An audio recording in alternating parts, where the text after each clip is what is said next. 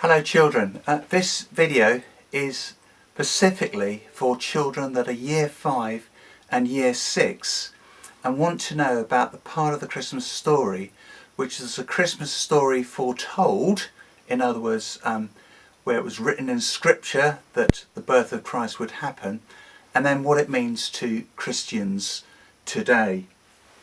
So this is my Bible, and any Bible that you pick up is made of two parts. So if I put my finger in here, that's the Old Testament and that's the New Testament.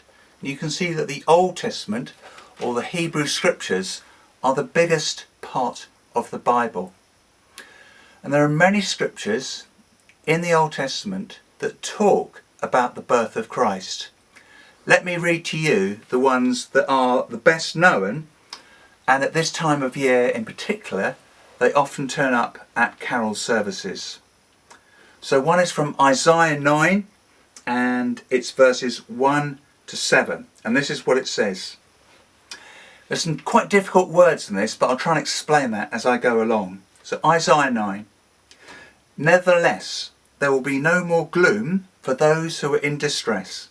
In the past, he humbled the land of Zebulun and the land of Naphtali, but in the future he will honour Galilee of the nations by the way of the sea beyond the Jordan.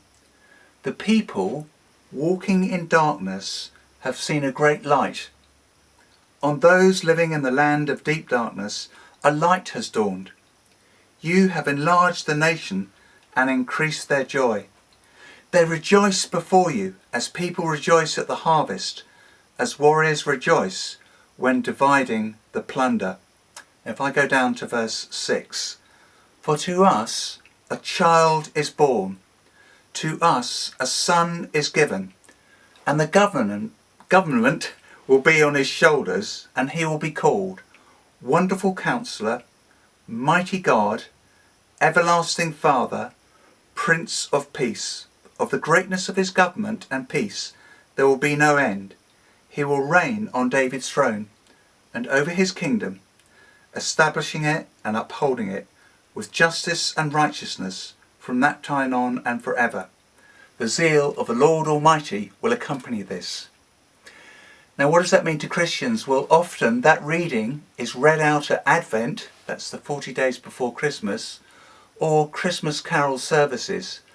And often the lights are kept low and then lights are lit as that reading has said, to symbolise that when Christ was born, when Jesus came, it symbolised the light coming into the world. So if you can see my study here, the reason you can see me, because it's a bit of a dull December day, is we've got the lights on. So that's one reading.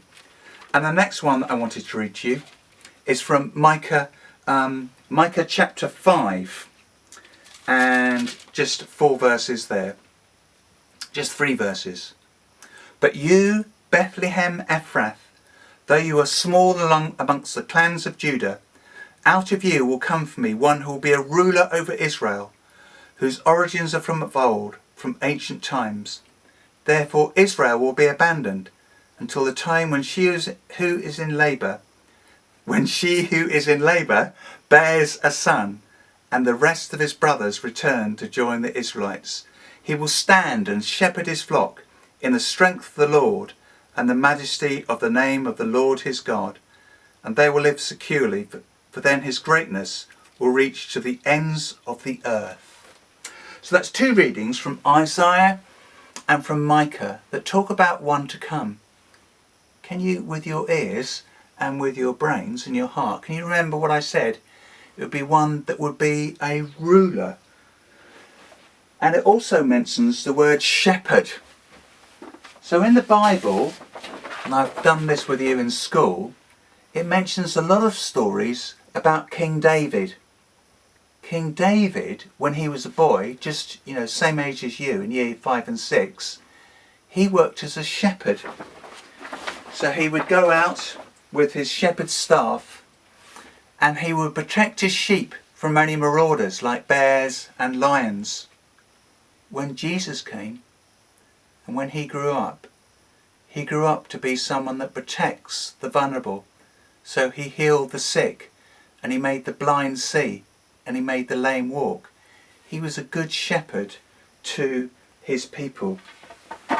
And those prophecies talk about someone who will give birth. And at Christmas, we remember that Jesus was born of Mary. Now, we don't know what Mary looked like. None of us know that. But what we do know is that she was probably very young, and that she was betrothed to Joseph, and together they brought up Jesus when he was a little boy. I had a go quite a few years ago at doing this picture here and imagining what Mary would have looked like. Nowhere in the Bible does it say that she wore blue, but often it's because of what medieval artists painted her looking blue, which was meant to be a colour of purity. Now, the other scripture in the Bible, I'm not going to read it to you now because I know it so well, but in the Bible it talks about one called John the Baptist, and John the Baptist ate honey, and he lived amidst the rocks. He used to walk along the sea. It says he wore, not a nice belt like this one that I've got, but he wore a leather belt around his waist.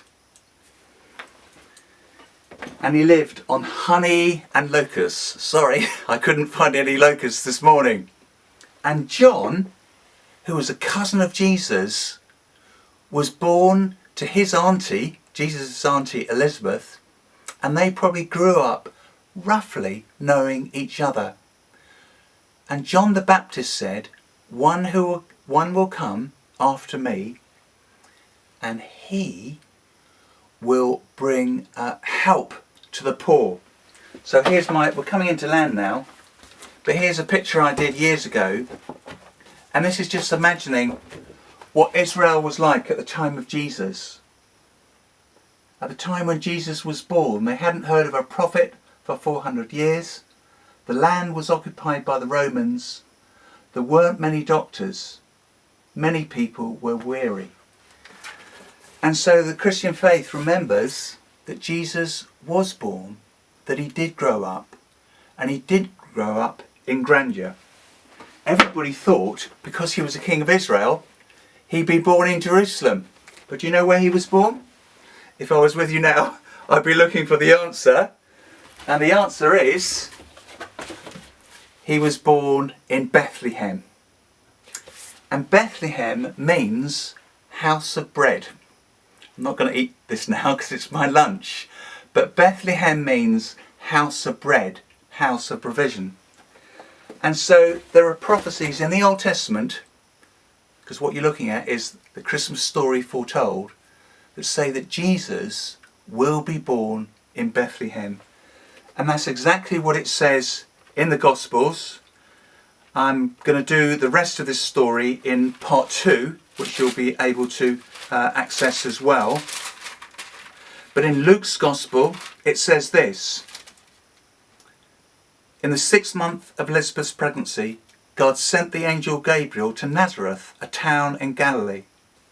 And then it goes down and it talks about the coming birth. And then in chapter 2 of Luke's Gospel, it says, so Jesus went up from Nazareth in Galilee to Bethlehem.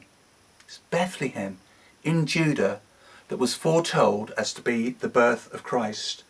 And while they were there, the time came for the baby to be born, and she gave born to her firstborn, a son. She wrapped him in cloths, placed him in a manger, because there was no guest room for them. It doesn't mention things like donkeys. It doesn't actually mention a stable.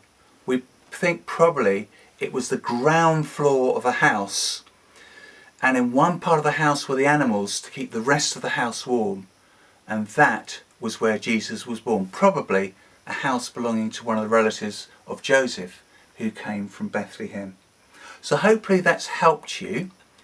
And what do Christians do with that story?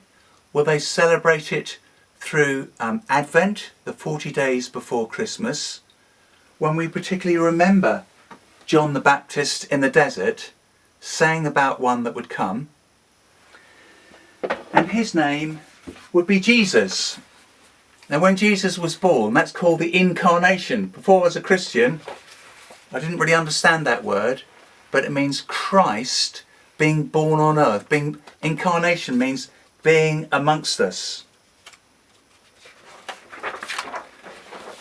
And it's said in the Bible that one would be born who would be the Messiah. And the word Messiah means the coming one.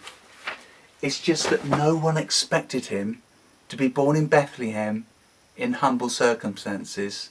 They expected him to be born amongst all the grandeur of Jerusalem. In fact, it was in Jerusalem that Jesus died, and that's where he rose again. But it was in Bethlehem, the house of provision, where he was born. So I hope you find this lesson really useful and really helpful to you as you explore how the Christian story was foretold and how it's celebrated in churches today. And it will be this month across the world, from Bethlehem to Jerusalem, to London to New York, to New Delhi to Lagos, to South Africa to Beijing. People will meet to remember that Jesus was born in Bethlehem, the house of bread, the one provided for us. Thank you very much for listening.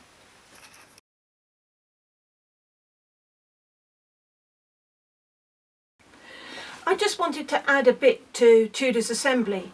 When I was an au pair in Germany, I worked with a Christian family, and during Advent, instead of opening chocolates every day, they had, I think they had chocolates as well, but they had a special wreath, and on that wreath they hung a verse of prophecy from the Old Testament about Jesus being born.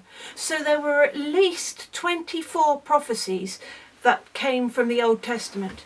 And the Old Testament, particularly those prophecies, were written 700 years before Jesus was born. The thing about prophecies is that they don't say exactly what's going to happen, but they do say something like the fact that Bethlehem is a significant place, or that Jesus came from Galilee. Now, how could he be born in Bethlehem and come from Galilee? Well, only because of what happened that caused him to have to go for the census.